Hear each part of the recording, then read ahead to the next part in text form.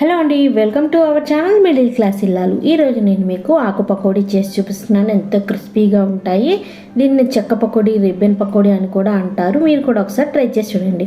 ముందుగా నేను ఒక మిక్సింగ్ బౌల్ తీసుకున్నాను. ఆ బౌల్లోకి ఈ గ్లాస్తో 4 గ్లాసుల బియ్య పిండిని జల్లించి తీసుకున్నానండి. ఆ పిండికి గాను 6 ఉల్లిపాయల్ని ఇలా కట్ చేసి మిక్సీలో వేసి రసం తీసుకున్నానండి.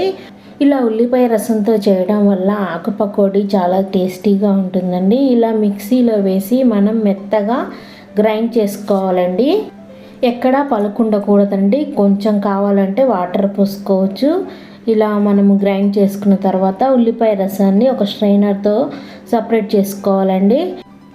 ఫస్ట్ ఇలా స్పూన్ తీసుకొని కొంచెం కదుపుతూ ఉంటే కిందికి రసం వచ్చేస్తుందండి. తర్వాత రాదు. మనము చేయి పెట్టి ఇలా ప్రెస్ చేస్తూ ఉంటే ఇంకా కొంచెం రసం దిగుతూ ఉంటుందండి.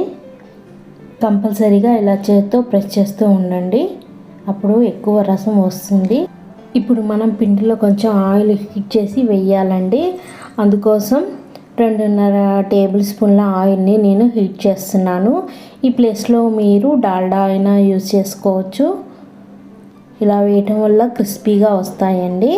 ఇప్పుడు మనం ముందుగా జల్లించి పెట్టుకున్న బియ్య పిండిలోనికి 2 టేబుల్ స్పూన్ల కారం వేయండి.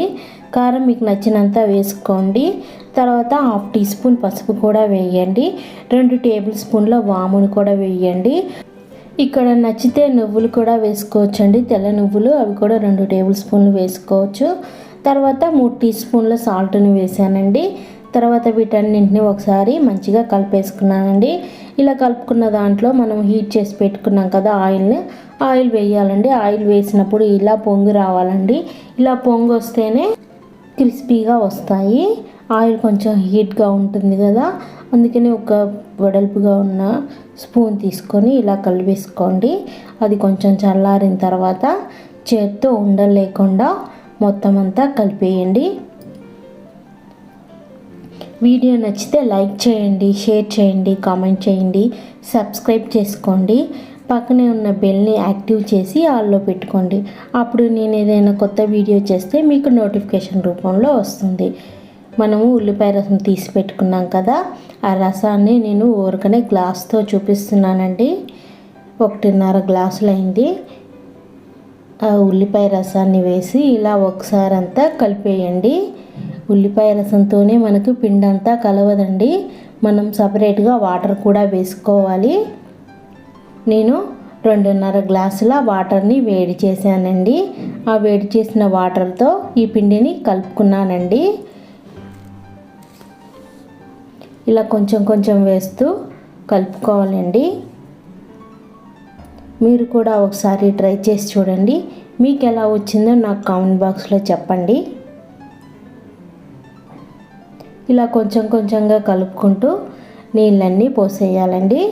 ఈ పిండి కొంచెం వేడిగా ఉంటుంది, వేడి నీళ్ళు వేసాం కదా.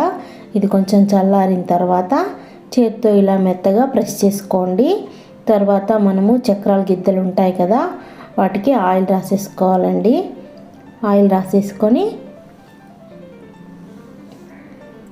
వీడియోలో చూపించిన విధంగా ఆయిల్ మొత్తం రాసుకోవాలండి, లేకపోతే పిండి చక్రాల గిద్దలకి అంటుకుంటుంది. ఈ చక్రాల గిద్దలని ఈ బిల్లని చూడండి, కొంచెం వెడల్పుగా ఉంటుంది. హోల్స్ వచ్చేసి 4 ఉంటాయి. దాన్ని వేసుకోవాలండి. సన్నగా ఉంటుంది. అది వేసుకున్న తర్వాత ఇలా పిండిని మొత్తం ప్రెస్ చేసేయాలండి. లోపలికి పెట్టి ఇలా మొత్తం అంతా పెట్టిన తర్వాత ఈ పైన మూత పెట్టేసి నేను ముందుగా ఆయిల్ హీట్ చేసి పెట్టుకున్నానండి. డీప్ ఫ్రైకి సరిపోను హీట్ చేసి పెట్టుకున్నాను. ఇప్పుడు అందులో దీన్ని ఇలా ప్రెస్ చేయటమేనండి. మనం ఉల్లిపాయ గుజ్జు కూడా వేస్తే మనం ఇలా ప్రెస్ చేసేటప్పుడు పిండి కిందికి దిగదండి, అప్పుడు మంచిగా రావు. ఇలా ఉల్లిపాయ రసంతో చేయటం వల్ల చాలా టేస్టీగా ఉంటాయండి. మనకి పకోడీ తిన్న ఫీలింగ్ ఉంటుందండి. మీరు కూడా ఒకసారి ట్రై చేసి చూడండి.